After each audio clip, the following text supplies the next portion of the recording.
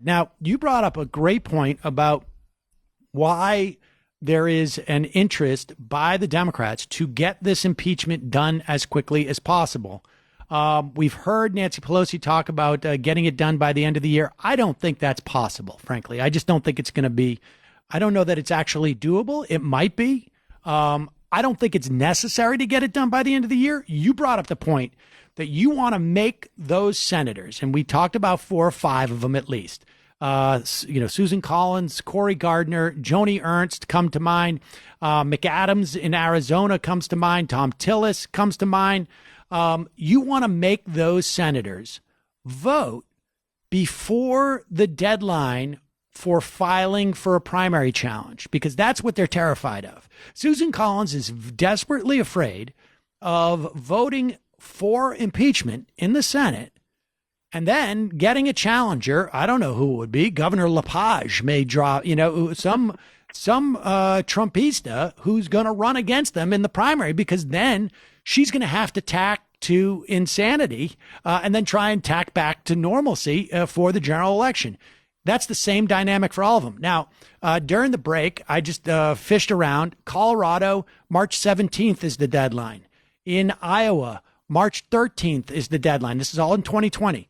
In Maine, it's March 16th. So, and I suspect the other states are similarly situated. Mid-March is the deadline for filing. So I would imagine there are candidates out there, particularly if, like, let's say, we see. So I think you could go as late as February to hold this vote in the Senate, and maybe part of Mitch McConnell's game will be, let's tie it up in the courts.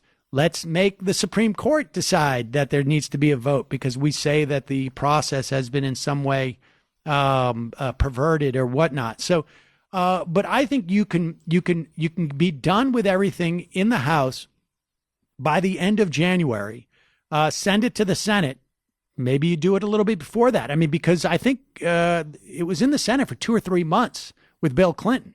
And so I would imagine from McConnell's perspective, he wants to try and get it across the mid-March threshold so that a lot of these Republicans are protected from facing a primary challenge. I don't buy the argument that you don't want it to interfere with the Iowa primaries, because I think people can follow both. And frankly, if it crowds out, anything Donald Trump's trying to do, then fine. But I really think it has to do with those Senate races. I think you're right about that. Yeah, I think, this is a very, very complicated situation. But, as we found out in 2018, there was a big blue wave, and it was, very impressive. But they were unable to turn the Senate. It's a very difficult thing to do. So this is one of those situations where, of course, they're hoping for a gigantic turnout, that there's a big blue wave, that Donald Trump loses in a landslide, et cetera, et cetera. But, you've got to carry enough votes in those swing states to turn some of those Senate seats. And there's a much better chance this time in 2020 than there was in 2018. There are more seats up. They are more vulnerable. So there's a fairly good chance that it could, that they could do it. I mean, there actually is probably a pretty good chance that they could do it, but it's going to take some savvy kind of maneuvering, and it looks as though that's at least part of their rationale for doing this the way that they're doing it. It's been very frustrating for those of us who, think it's, been obvious from about the first 6 months that Donald Trump should be impeached. But nonetheless, here we are, and we can I think we're starting to see the outlines of the Democratic strategy come forward, just as we are with the Republican strategy. And it's shifting very quickly into a much different dynamic than it was before. All right. So we have a lot of things that took place in terms of the progression to impeachment over the past week. And we're not going to get it all in this segment. But let's just headline these, right? We had a lieutenant colonel in the Army, Alexander Vindman. He is the top Ukraine expert on the National Security Council. He was actually on the phone call, and he obliterated Donald Trump's transcript talking point. That went down the tubes for them this week. We also know that the Democrats have voted to formally start an impeachment inquiry.